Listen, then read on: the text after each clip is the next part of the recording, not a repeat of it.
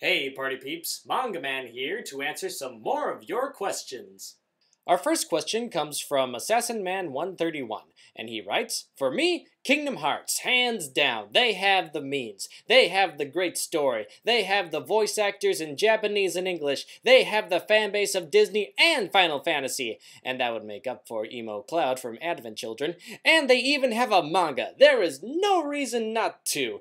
Do it, Square. P.S. Can you review the Kingdom Hearts manga? Trust me, it's bad and I need someone to rip it a new one."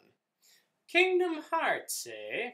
Well, Assassin Man 131, I happen to have read a little bit of the Kingdom Hearts manga, and I agree with you there that it is definitely a very bad manga.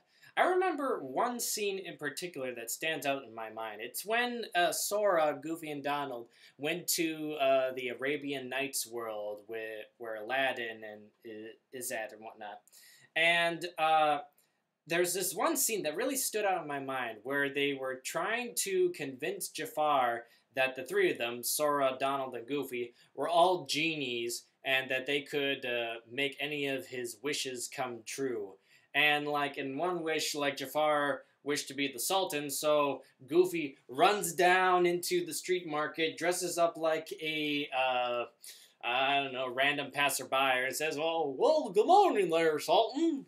And then is like, see, you're a sultan now. I don't feel like a sultan. Well, that's how magic works.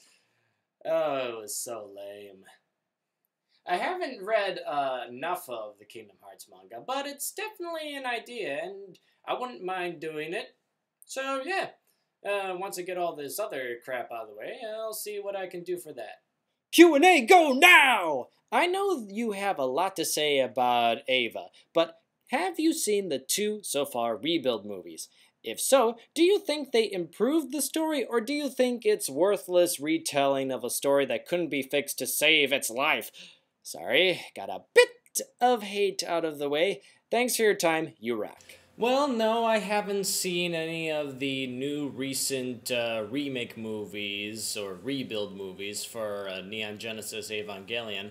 And to tell you the truth, I haven't actually seen the original anime series all the way through yet, and I plan on rewatching it for preparation for the review that I hope to get to as soon as I'm done with all these other things. I don't really want to say right now what I think about the fact that they are doing these rebuild movies. I want to save that for the review, but I will say that I do find it a little bit tedious to try and rebuild it over and over again like this. But I want to save the rest of my comments for that when I get to the review. Hope you understand. Spirits Rise asks, questions! Bakano or Durara? Ah, yes. Bakano and Durara. Studio Bones' two golden children.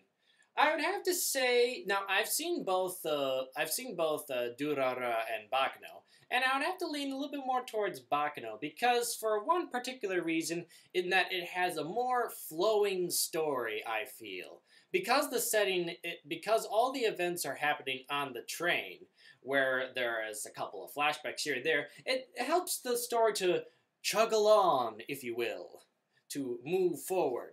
Where with Durara, it has more of a lot of stories kind of connected together in this big, complicated web, and I feel that it is a little too complicated. I mean, it's not bad, but it just feels a little strung together, I guess. So I gotta also lean a little bit more towards Bakano because I kind of like the characters a bit better in that series. Now, don't get me wrong, Durara has some amazing characters, and I like them too, but I lean a little bit more towards Bakano because, well, they got Miria and Isaac. Well, actually, so does Durara, but they mostly are there for a cameo, which was awesome. So yeah, I gotta go with Bakano. If a zombie apocalypse were to happen, traditional zombies, not that self-aware, fast-running, super-jumping stuff, what would be your two weapons of choice? Well, obviously, my first choice would be my trusty manga katana. There's a lot of versatility that can be had with a wooden katana, though it's a non-lethal weapon. However, in the hands of a true samurai, anything can be used as a weapon. Or in the hands of a true ninja. Either way. But as for stuff that I could fend off that would have a little bit more bite to them, probably whatever let's see, what would I have around my house that I could use as a weapon? Well, of course, a lot of the kitchen knives and stuff that I have. My real katana, Tiger Lily, I could use, even though it's for decoration. It still is sharp enough that I think that could be lethal. I got a weed whacker, I think. Ooh, there's that one sickle that I have in the garage that I could use. But I want to travel light, so I think my most helpful weapons would be something that I could carry with me. So possibly my manga katana. Maybe just have dual swords. One wooden katana, one real katana. That's the best that I could think of. Sorry. Would you want to see Abel Nightroad from Trinity Blood and Alucard from Hellsing fight or team up? Whoa, hold on here. If we're going to be putting in anime vampire matchups here, what about Vampire Hunter D, huh? What about him? Ever think of him? I think it would be a much better team. I think it would be a much better match to have Vampire Hunter D versus Hellsing's Alucard. Now that would be a fight. In fact, I think that would be a very interesting MangaMan's anime versus anime. Hellsing versus Vampire Hunter D. Now, as for Trinity Blood, I've only seen a little bit of it, and I'm not too familiar with Abel. So I don't know how that would match up. But I think I would want to see vampires duke it out than really team up, because that makes it much more enjoyable and bloody fun. Why is Hisashi Hirai's art so addictive? To answer this question, I'm here in my kitchen preparing my meal for my family. We're going to be making some beef stew here. Now, I already got most of the ingredients in here. I'm just getting the rest. Don't mind me. As for your question, the only experience I have of that artist's art, sorry, I can't look at the name right now, is from watching S-Cryed and Gundam Seed, and I think I saw Gundam Seed Destiny. I'm not quite sure. Let me bring that up here. Minced garlic. Why is it so addictive? I don't know. I thought his artwork was okay. It can get a little pretty boy at times, which is not really something that I get into as much. In fact, it can really turn me off of a series.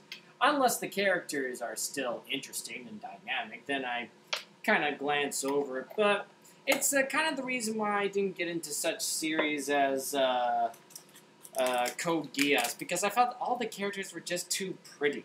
And I couldn't really get I couldn't really get into it that much. It's just my personal pet peeve. Besides my other ones. Why is it addictive to other people? Well, he's got a pretty clean style to him.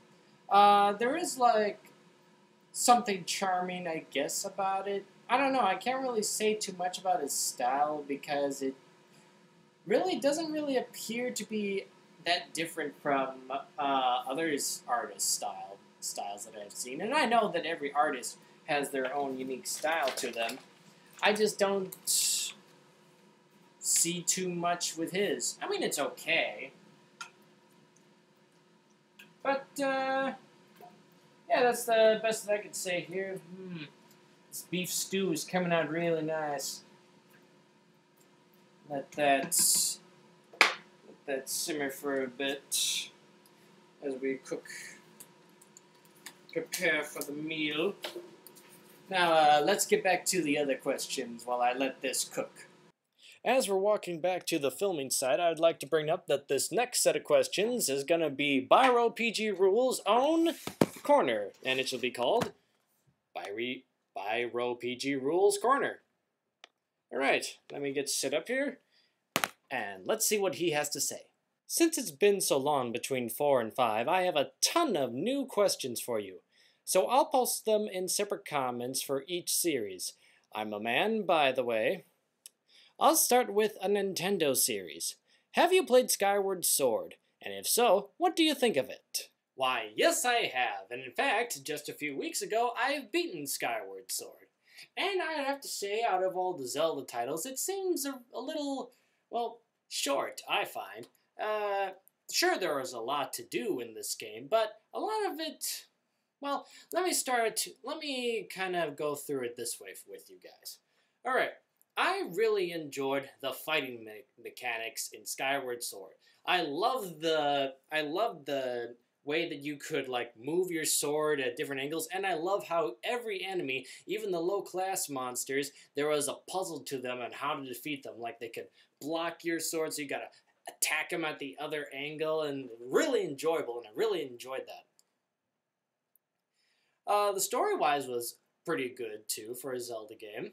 I liked a lot of the characters, though one thing that I kind of wish about it is that I wish that the side quests in it, and I know that all Zelda games, or most Zelda games, have a side quest, I wish that the side quest had a little bit more meaning behind it. Like, my favorite Zelda side quests are from the Majora's Mask, one of my favorite Zelda games of all time.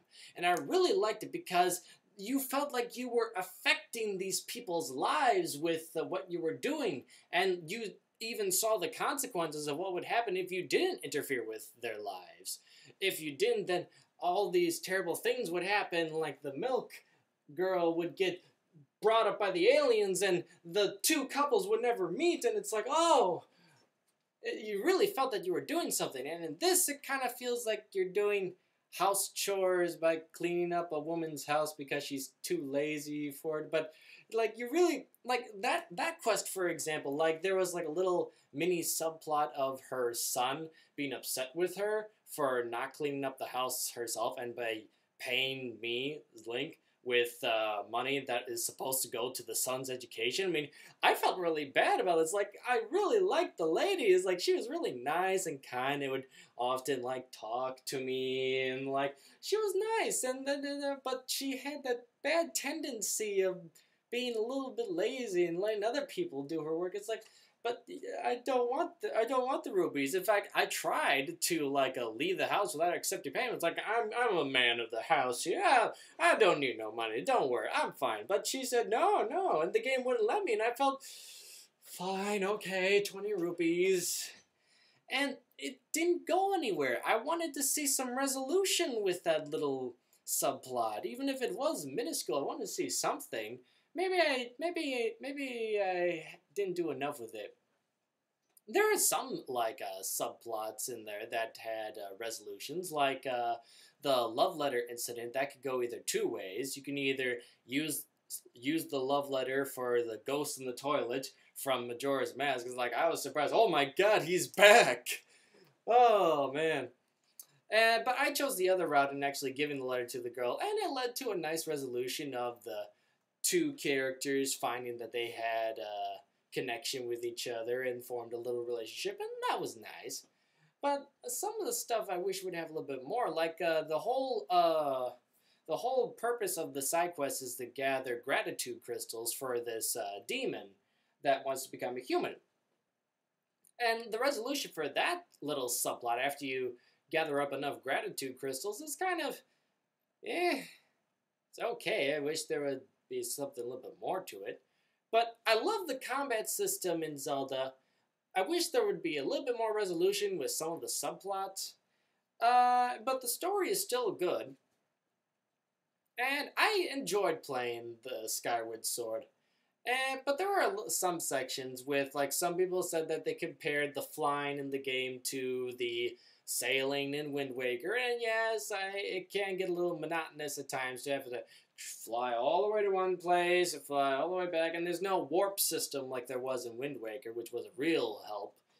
But it's not that bad. It's not as bad as it was in Wind Waker. But I just wish that it was a little bit longer and that there was a little bit more resolution with the subplots.